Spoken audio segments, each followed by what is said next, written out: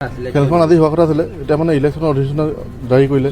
এতিয়া সকলো আমাৰ ইলেকশ্যন কমিশ্যনৰ হাতত আছে। তেওঁলোকে ক'লে যে এতিয়া খেলখন আমি পাতিব নোৱাৰিম, আমাক নিৰ্দেশ কৰিলে যে খেলখন নাপাতিবা এতিয়া, মানে ইলেকশ্যনৰ পিছত আপোনালোকে খেলখন পাতক। ইলেকশ্যনৰ এতিয়া দিনটো ধৰক 9 তাৰিখে ইলেকশ্যন আছে, আমাৰ 4 তাৰিখে ইলেকশ্যনৰ ৰিজাল্ট দিব। এতিয়া তেওঁলোকে জনাব যে 9 তাৰিখৰ পিছত দিব, ডেটটো ধৰক 4 মে' পিছত দিব। আমি সেইটো দিন গম পাব লাগিব যে ৰিজাল্টটো দিয়াৰ পিছত যদি দিয়ে, তেতিয়া আমি আকৌ প্ৰেচিডেণ্ট এখন দিব লাগিব যে আমি কেতিয়া খেলখন খেলাম। আমাৰ খেলখন খেলাবলৈ অলৰেডি আমি সব ফালৰ পৰা আমি ৰেডি হৈছিলোঁ। খেলখন খেলাব গাড়ী চাড়ী পৰা আদি কৰি চবফালে আমি বস্তু আনিম বুলি ৰেডি কৰিছিলোঁ। আমি ধৰক আমি ভাবিছিলোঁ পাতিম বুলি হেৰিত ডিমৰ প্ৰেক্ষাগৃহত পাতিম বুলি ভাবিছিলোঁ, তাত পাতিম বুলি ভাবিছিলোঁ, তাতো কথা পাতিছিলোঁ। কিন্তু আমাৰ খেলখন অকল পাতিব নোৱাৰিলোঁ আমি প্ৰশাসনৰ কাৰণে। প্ৰশাসনে নিৰ্দেশ কৰিলে যে এতিয়া খেলখন নাপাতিব। এতিয়া প্ৰশাসনৰ ওপৰতো আমি নহয় কেতিয়াও, প্ৰশাসনৰ কথা মানি চলিবই লাগিব। আমি হয়তো প্ৰশাসনৰ তলত আছোঁ। মই এতিয়া আপোনালোকৰ সকলো টিকেট সদস্যসকল জয় জয় জয়। আপোনালোক সকলোকে ডিমৌ নীলকণ্ঠ শিৱ মন্দিৰ পৰিচালনা সমিতিৰ তৰফৰ পৰা আমি আন্তৰিক শ্ৰদ্ধা আৰু অভিনন্দন জ্ঞাপন কৰিছোঁ।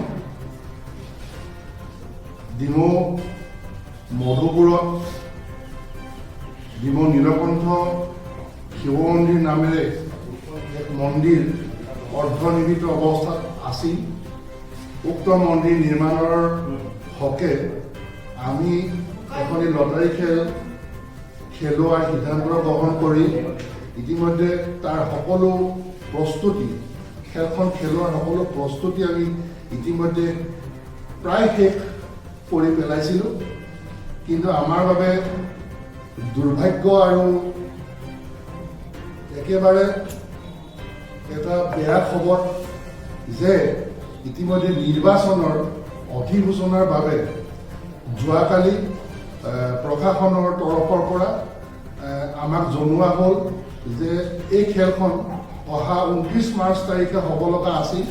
কিন্তু অহা 29 মাৰ্চ তাৰিখে আমি এই খেলখন খেলাব নোৱাৰিম বুলি প্ৰশাসনৰ তৰফৰ পৰা আমাক ইতিমধ্যে অৱগত কৰিছে।